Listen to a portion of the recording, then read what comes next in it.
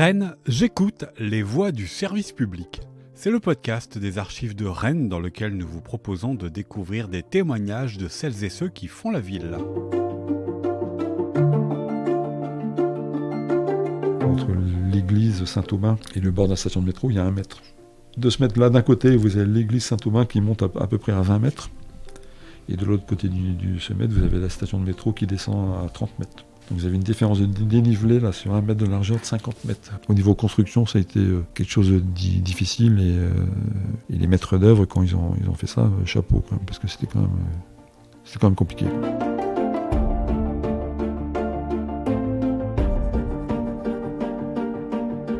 Dans cet épisode, à écouter le temps d'un trajet de métro de la ligne B, nous poursuivons la découverte du parcours de Noël Philippe. Ancien directeur général des services urbains à Rennes Métropole, en charge des déchets et des transports, il est depuis le mois de décembre 2020 à la retraite. Arrivé en 1996 au district, devenu ensuite métropole, il a accompagné le chantier du métro, du nouveau plan de transport et de la carte multiservice Corrigo. La ligne B, elle, a été une idée qui a commencé à germer très tôt, dès le milieu des années 90. Dans l'enquête publique de 93-95, l'enquête publique de la ligne A, il y avait un projet de ligne B. Voilà. Donc ce projet de ligne B, il était Sainte-Anne-Beaulieu, c'est tout. Et puis, moi, quand je suis arrivé, on faisait la ligne A. L'objectif, c'était de faire de la ligne A. Et puis après, petit à petit, est quand même venu, maintenant qu'on va faire la ligne B, comment on va faire? Et puis il faudra peut-être aller plutôt à Gare qu'à Sainte-Anne, etc. Donc le sujet est venu tranquillement sur la table. Il y a des gens qui ont commencé à mettre des hypothèses, et puis finalement en 2000, il a fini par en être question, 99-2000, il a fini par en être question au fameux comité de pilotage pour le métro ligne A. Donc des discussions dans ce cadre-là pour savoir comment on avançait. Donc il a été décidé dans ce cadre-là de lancer une première étude, donc qui a été lancée en 2000, donc avant la mise en service de la ligne A, pour savoir un peu quelle serait l'orientation d'une ligne B. Donc sachant que pour faire une étude qui est lancée en 2000, il fallait quand même avoir un peu travaillé avant pour mettre à plat des données, etc. Donc c'est un travail de méthode et d'acquisition de données préalable. Alors l'objectif de cette première étude, c'était de déterminer un fuseau. Donc nous, on avait donné un très grand fuseau qui faisait à peu près la moitié de la ville. Toute la partie de la ville qui n'était pas impactée par la ligne A, on avait mis tout le reste. Et donc le bureau d'études devait nous proposer un fuseau et un mode. Le fuseau est une bande assez large que l'on dessine sur une carte et qui permettra de définir le tracé par les études qui y seront menées. Quant au mode de transport, il s'agit du choix entre le métro ou le tramway. Par contre, l'étude n'imposait pas de fuseau et n'imposait pas de mode. Et le bureau d'études qui a obtenu, après appel d'offres, qui a gagné cette étude, ça c'était le bureau d'études TTK, qui était un bureau d'études allemand, de Karlsruhe. Et Karlsruhe, en Allemagne, c'est la Mecque du tram-train. Donc c'était un bureau d'études qui, a priori, était très éloigné du métro. Donc, et c'est à eux qu'on a confié l'étude, en connaissance de cause. Et effectivement, on a travaillé avec ce bureau d'études pendant 1 an et demi à 2 ans.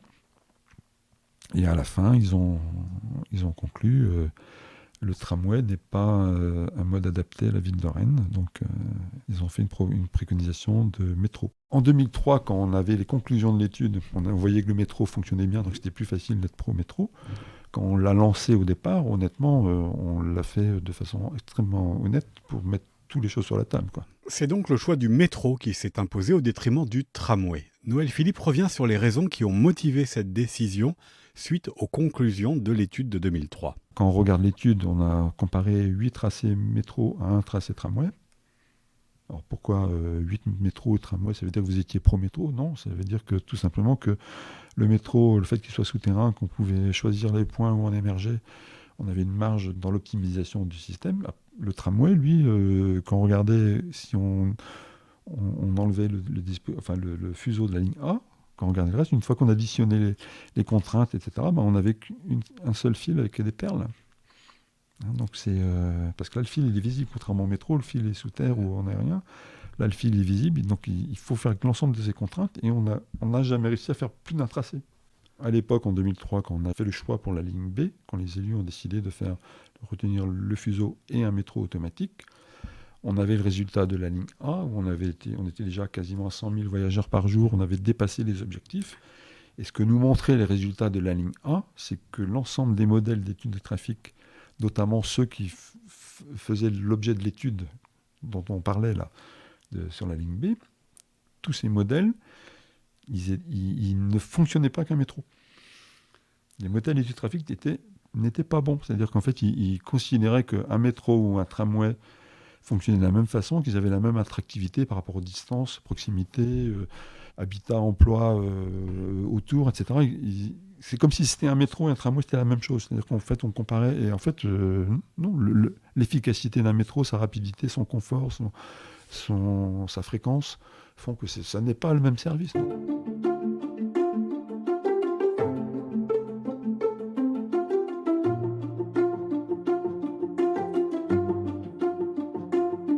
Faire une deuxième ligne de métro à Rennes, c'est choisir un tracé. Comment a-t-il été décidé? Noël Philippe nous le raconte.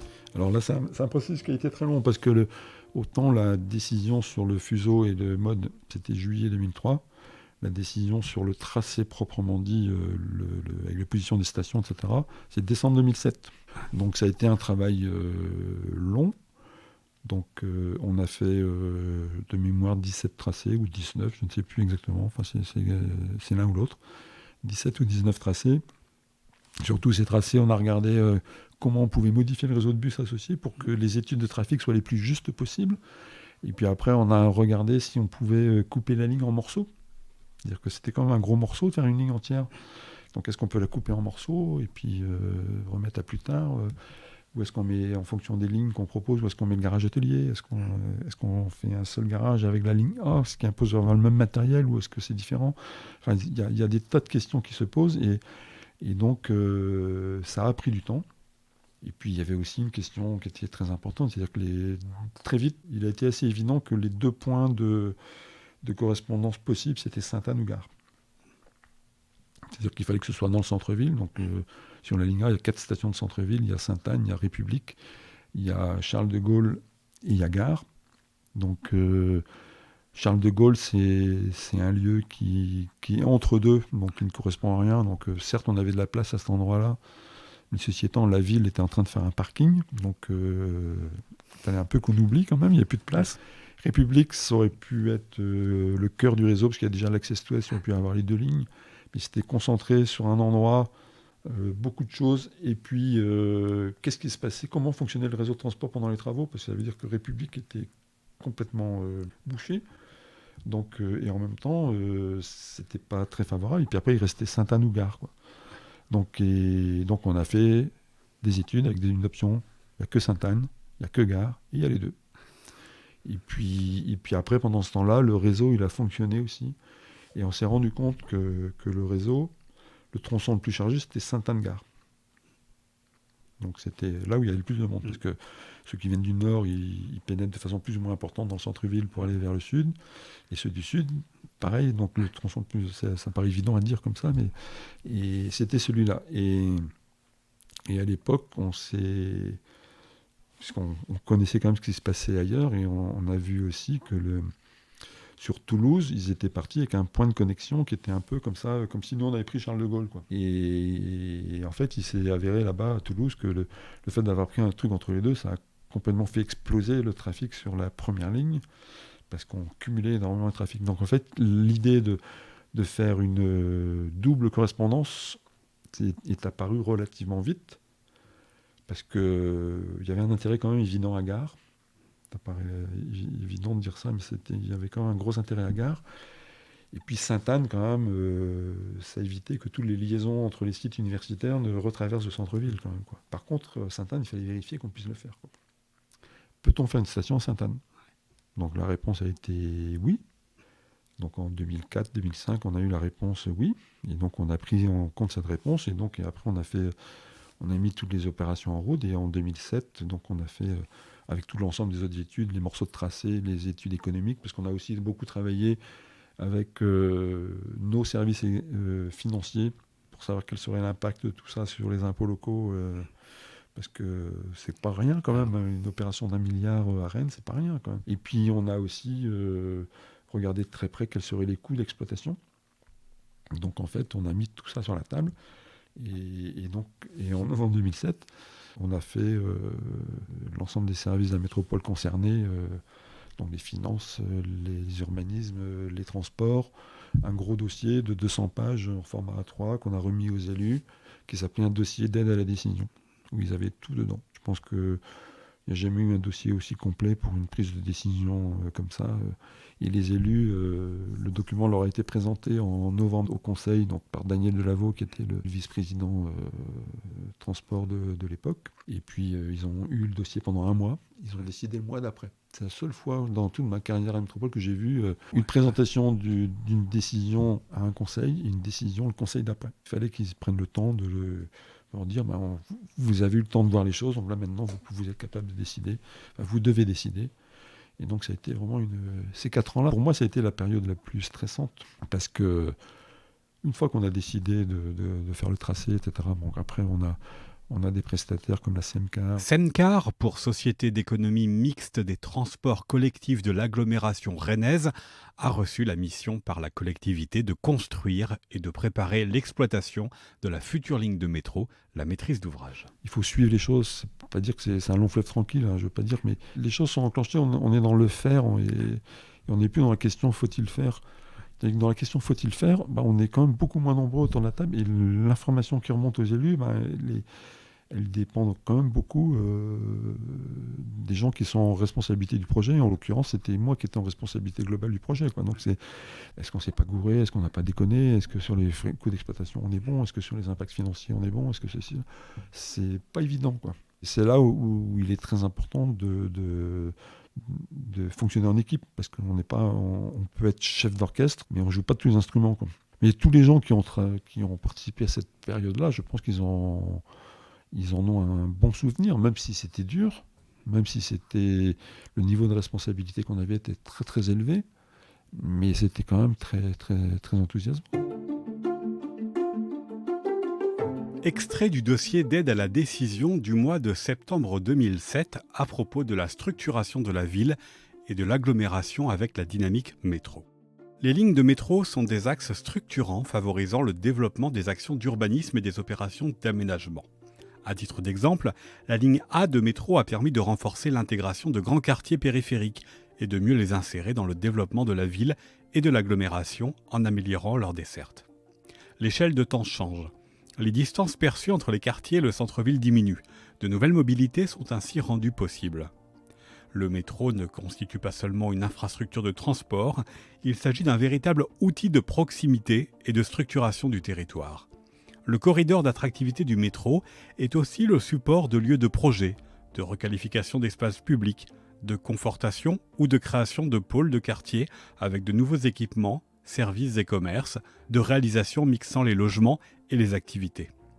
La ligne B de métro, envisagée sur un axe sud-ouest-nord-est via le centre-ville, doit permettre de poursuivre les mêmes objectifs que la ligne A et ainsi combiner les déplacements et l'urbanisme afin de desservir un faisceau le plus large possible de population et d'activités, développer les pratiques d'intermodalité avec les parcs relais, les haltes et gares ferroviaires, réduire les espaces-temps entre les secteurs périurbains et la ville centrale, ainsi qu'entre les quartiers et le centre-ville, établir de multiples connexions avec le réseau métro-bus dans les quartiers et le centre-ville, développer ou valoriser des polarités de proximité autour des stations de métro, dynamiser les territoires ainsi desservis en accompagnant l'arrivée du métro, en particulier autour des stations, par des opérations de requalification urbaine ou de réalisation de nouveaux quartiers, la Courrouze, le Gast, les Rives du Blône, les Champs Blancs, s'appuyer sur la dynamique du métro pour structurer le territoire avec des équipements nouveaux, équipements d'échelle d'agglomération, valoriser les espaces publics en les adaptant aux nouveaux usages et modes de vie.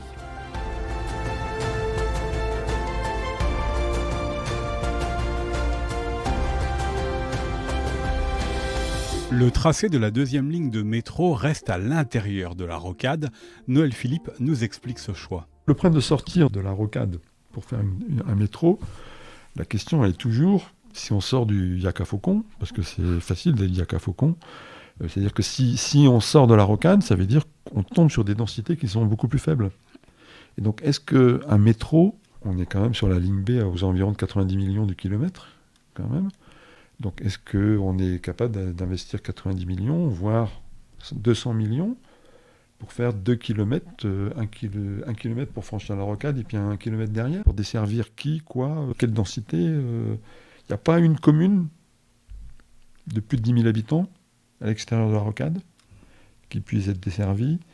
Et donc, est-ce qu'une commune de 10 000 habitants mérite qu'on fasse 2 km de métro de façon très lourde?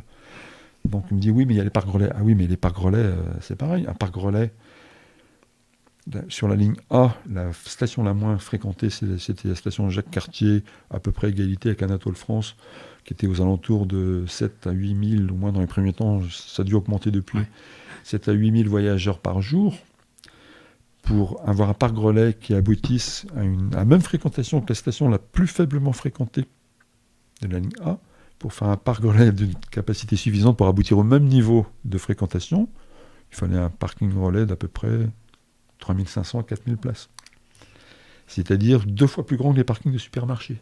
Donc je ne sais pas si quelqu'un aurait accepté ce genre de choses, avec tous les problèmes de surveillance que ça pouvait poser dans un parking perdu dans la nature, ou alors à proximité d'habitation. Il y a un moment, il y a quelque chose qui ne fonctionne pas, quoi. Donc avoir un parking, sortir de la rocade juste pour faire un parking, ça n'est économiquement un non-sens. Et c'est en plus, c'est encourager les gens à dire je prends ma voiture, mais j'utilise les transports collectifs parce que je vais avec ma voiture au métro. C'est quand même, on peut en discuter du sujet. Nous, on a toujours considéré avec des élus qu'un parking relais était un élément nécessaire d'un réseau de transport, mais n'en était pas un élément au cœur.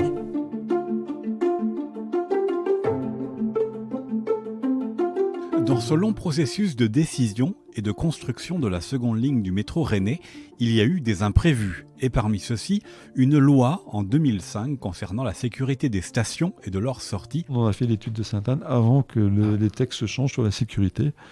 Et puis on a mis ça dans la mécanique. On sait faire une station à Sainte-Anne, quoi. Et à partir du moment où on sait faire une station à Sainte-Anne, et toute la mécanique s'est mise en route. Et nous, on avait fait l'étude dans les anciens textes. Et en 2007, quand les élus ont pris la décision, honnêtement, nous, on ne s'était pas repenché dans les textes des stations. On s'est aperçu un peu après que les textes avaient changé sur les stations et que donc notre étude n'était pas tout à fait juste, quoi. Et à partir du moment où, aussi en 2007, la nécessité d'avoir une double correspondance était quasiment évidente, donc de toute façon, il fallait faire avec, quoi. Ce qui s'est passé après pour l'étude de la station Sainte-Anne, c'est que ça a juste été un peu plus compliqué, quoi. Entre la façade, entre l'église Saint-Aubin et le bord de la station de métro, il y a 1 mètre. De ce mètre-là, d'un côté, vous avez l'église Saint-Aubin qui monte à peu près à 20 mètres. Et de l'autre côté de ce mètre, vous avez la station de métro qui descend à 30 mètres. Donc vous avez une différence de dénivelé là, sur 1 mètre de largeur de 50 mètres. Ça a été quand même... Au niveau construction, ça a été quelque chose de difficile. Et là, on revient à une autre équipe qui est intervenue, puisqu'on a retenu après les maîtres d'œuvre. Et les maîtres d'œuvre, quand ils ont fait ça, chapeau quand même, parce que c'était quand même compliqué, quoi. Noël Philippe a eu à s'occuper de nombreuses délégations de services publics jusqu'à la fin de sa carrière, transport, déchets et d'autres qui se sont ajoutés avec le temps, la délégation de services publics étant un contrat par lequel la gestion d'un service public est donc confiée à un délégataire, qu'il soit public ou privé. Chacune d'entre elles a demandé d'imaginer le lien aux habitants de la métropole. Toutes les délégations de services publics ont leur côté particulier.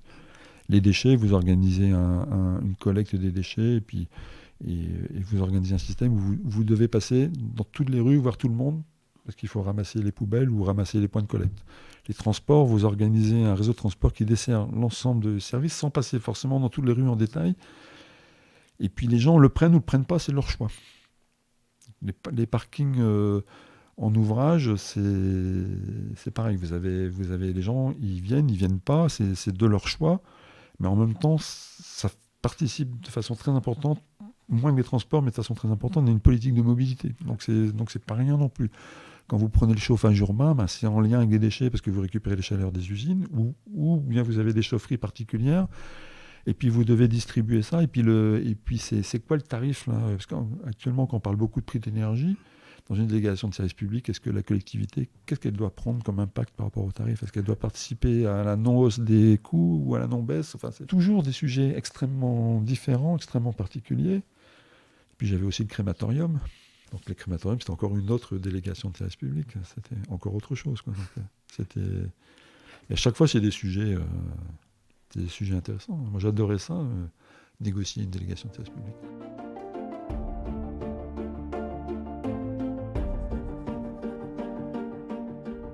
Noël Philippe a accompagné la bascule du district vers la métropole rennaise qui s'est opérée en 2015. Témoin privilégié de la montée en puissance et en compétence de cet établissement public, il a participé, à sa manière, à mettre en œuvre des politiques publiques impactant toujours plus le quotidien des habitants. Les politiques publiques leur ont changé la vie par les transports. Je pense qu'aujourd'hui, les transports ont pris une place qu'ils n'avaient pas il y a 20 ans. Les déchets, il y a eu les collectes sélectives, il y a beaucoup de choses qui changent.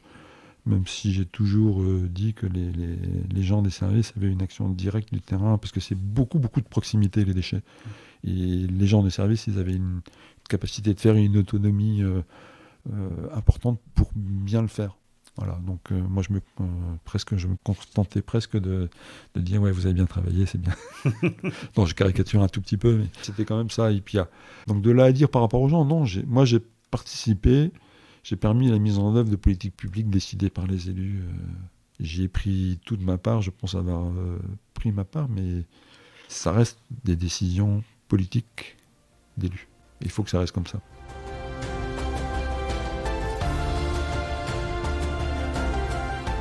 C'était Rennes, j'écoute les voix du service public, un podcast réalisé par Arnaud Vasmer pour les archives de Rennes avec une musique de Robert Meunier.